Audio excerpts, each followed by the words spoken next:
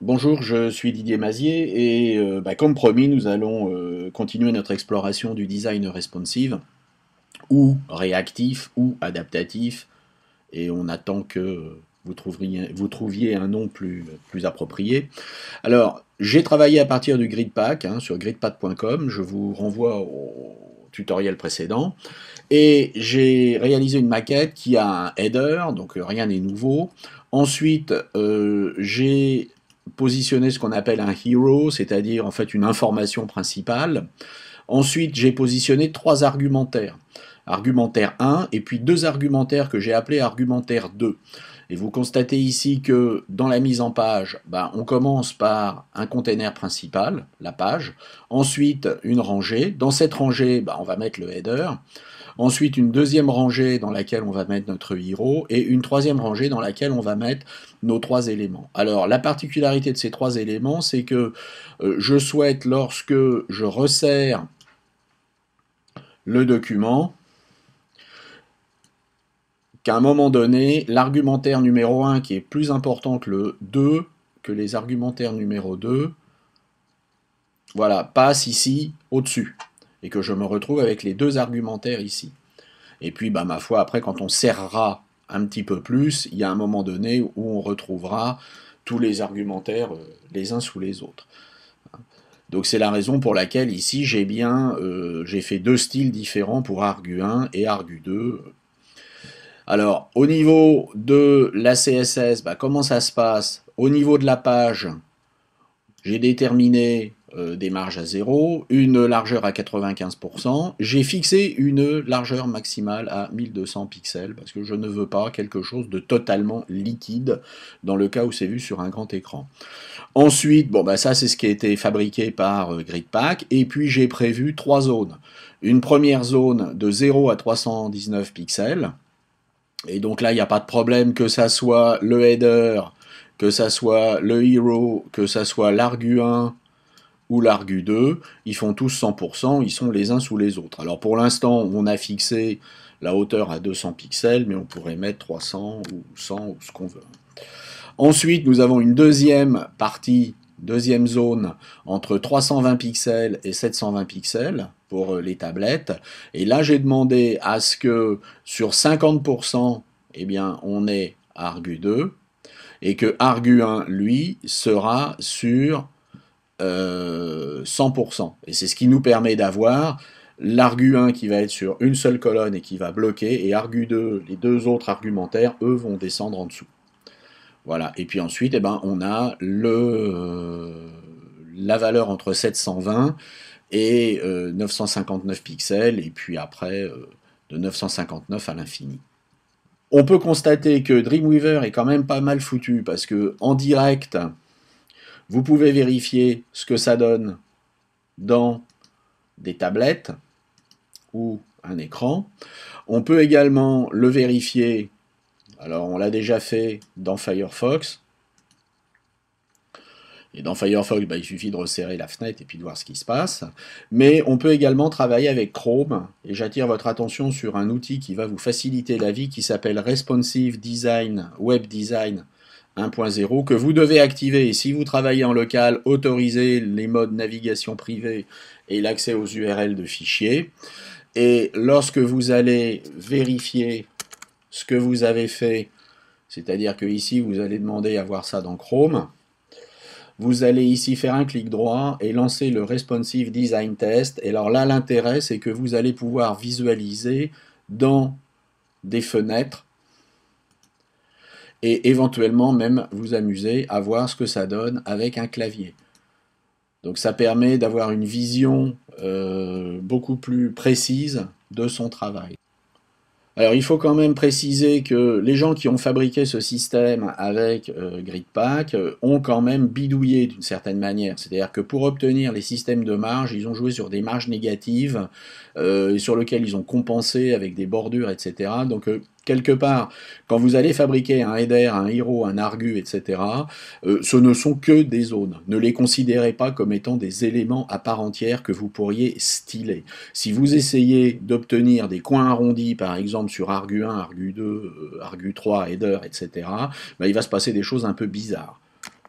Bon, par exemple, ici, avec le CSS3.me, je me suis fabriqué un style, coin arrondi, petite bordure, etc., ombre portée, dégradé dans le fond.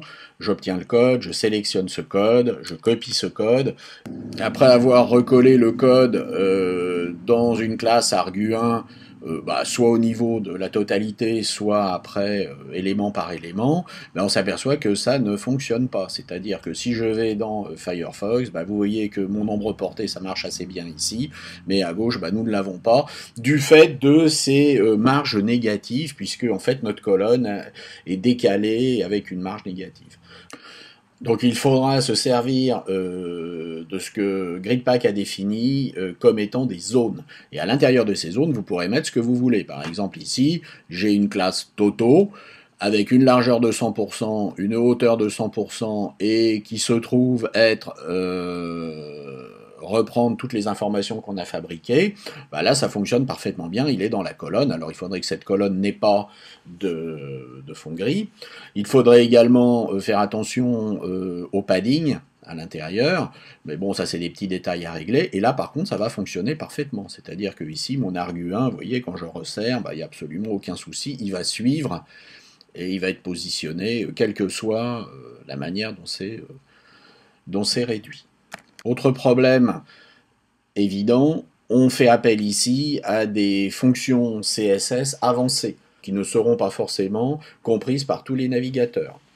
Alors il est bien évident d'un autre côté que si vous travaillez pour des tablettes et des mobiles, vous n'allez pas vous adresser à de l'Explorer 5 ou de l'Explorer 6. Mais néanmoins, sachez qu'il faudra bien vérifier dans tous les navigateurs que ça fonctionne bien. Éventuellement, vous pouvez vous appuyer sur une librairie qui est Modernizer, qui va ajouter du code spécifique pour que tout ça puisse être éventuellement compris par les anciens navigateurs. Sur modernizer.com, vous allez pouvoir ici choisir avec quoi vous avez travaillé. Donc vous n'avez pas besoin d'absolument tout cocher. Hein. Si vous faites toggle, ça cochera tout, mais vous pouvez également cocher les choses que vous avez utilisées. Hein. Donc moi j'ai utilisé des opacités, j'ai utilisé des coins arrondis, etc. Donc il y a un certain nombre de choses que j'ai utilisées. Et puis une fois que vous avez coché tout ce que vous avez utilisé, vous allez pouvoir générer un code et vous allez pouvoir placer ce code sur votre site de manière à ce que les navigateurs anciens type Internet Explorer 5, etc. comprennent ce qu'ils ont à comprendre. Voilà, donc une fois que vous avez terminé ça, vous allez faire un download de la librairie Modernizer et vous placerez un lien directement. Alors vous avez les documentations qui vous expliquent ça en détail. Voilà, j'espère que ce petit tour d'horizon de notre design responsif vous a intéressé. Dans les prochains épisodes, on va s'intéresser à des frameworks qui sont également très intéressants, alors qui ne fonctionnent pas forcément sur des systèmes de grille, mais qui sont responsifs et qui vont vous faciliter le travail, donc en particulier le fameux Bootstrap. Donc on essaiera de vous donner des petites astuces et puis des URL intéressantes pour aller vous faciliter le travail et que vous puissiez faire croire que vous faites les choses vous-même alors qu'en fait d'autres le font pour vous. Bonne continuation à tous et puis à bientôt pour un prochain épisode. Au revoir.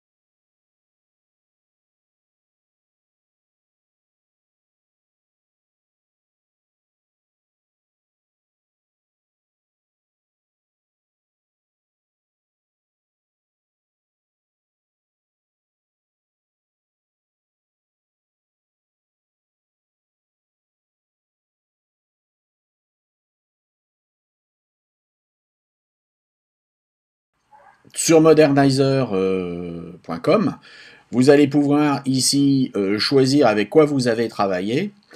Donc vous n'avez pas besoin d'absolument tout cocher, hein. Si vous faites toggle, bah, ça cochera tout, mais vous pouvez également cocher les choses que vous avez utilisées, hein. Donc moi j'ai utilisé des opacités, j'ai utilisé des coins arrondis, etc. Donc il y a un certain nombre de choses que j'ai utilisées.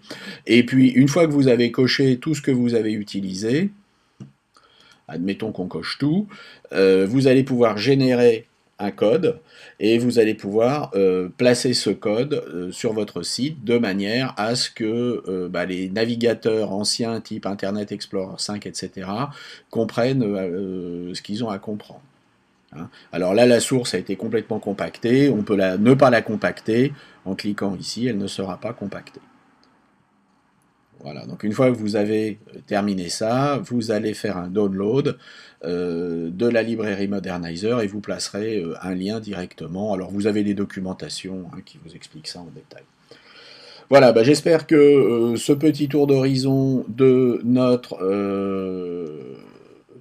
design responsif vous a intéressé. Dans les prochains épisodes, on va s'intéresser à des frameworks qui sont également très intéressants, alors qui ne fonctionnent pas forcément sur des systèmes de grille, mais qui sont responsifs et qui vont vous faciliter le travail, donc en particulier le fameux Bootstrap. Donc on essaiera de vous donner des petites astuces et puis des URL intéressantes pour aller vous faciliter le travail et que vous puissiez faire croire que vous faites les choses vous-même alors qu'en fait d'autres le font pour vous.